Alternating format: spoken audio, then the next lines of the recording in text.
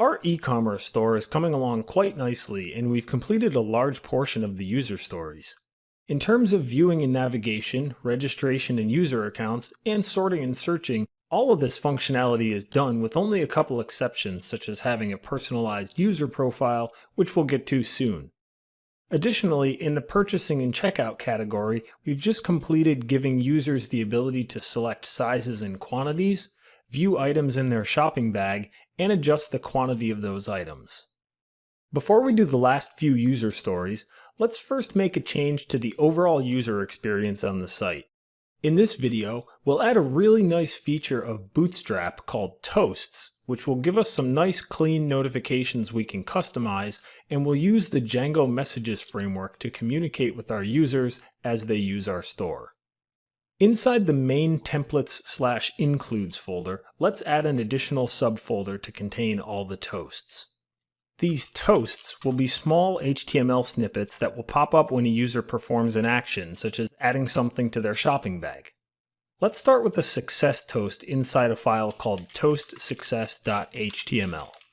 The structure for this comes from the Bootstrap documentation, so if you'd like more info on how it works, feel free to look there, but I'll start by just pasting it in from the completed project. Almost everything here is straight from Bootstrap with the exception of our custom toast class and these two divs at the top, which will just add a little extra visual touch to the top of the notification. You can see that the toast is organized into a header and a body, and the header has a heading on the left and a close button on the right. The data auto hide and data dismiss attributes are required to prevent auto hiding the notification after a few seconds, and instead give the user the ability to dismiss it on their own. In the body of the toast, you'll see the message template variable, and that's because this is going to be included in the message container in the base template. Before we do that though, let's copy this code and create a similar one for errors, warnings, and info using the standard Bootstrap classes.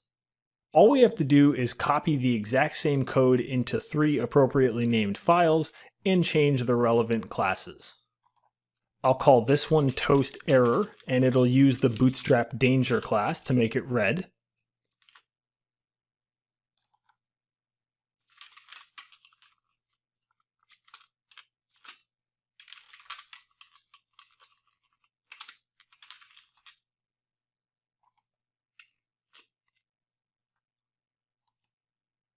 This one toast info, and it'll use the info class.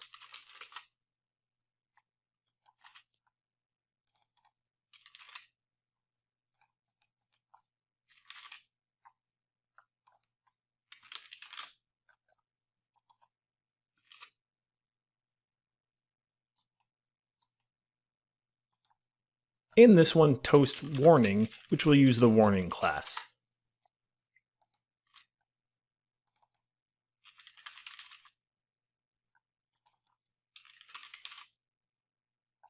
With those all saved, let's move to base.html and find the message container toward the bottom of the page.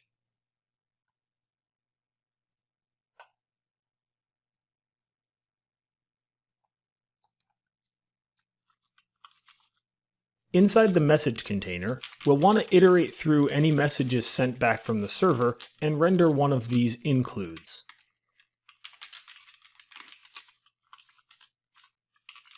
To demonstrate, let's just include includes/toasts/toastsuccess.html and then go to the Add to Bag view in the Bag app.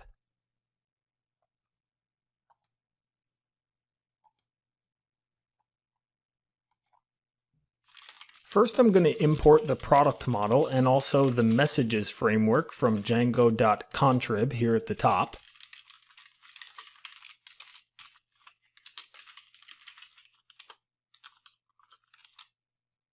Now, to demonstrate how these messages will work, I'll first get the product at the top of the view here.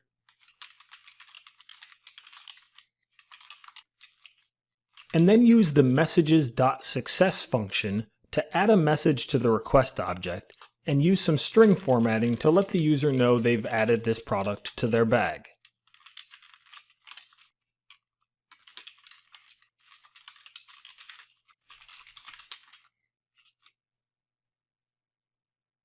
The next piece of the puzzle is to use the Bootstrap JavaScript to show the toast, which we can do in the postload.js block of base.html.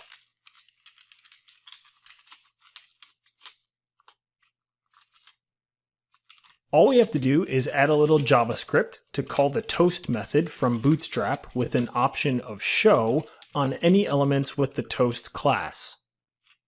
Putting this in the base HTML template will ensure that every page that loads will immediately call the show option on all toasts that have been rendered in the messages container. This also explains why for all this time we've been including block.super in our templates when overriding the postload.js block. By doing that, we ensure that any JavaScript we've written in the templates that extend this one won't overwrite this call to show all the toasts. Lastly, we need to add one more setting to settings.py to tell it to store messages in the session. This is often not a required step because there is a default which falls back to this storage method, but due to the use of Gitpod in these recordings, it's required for us.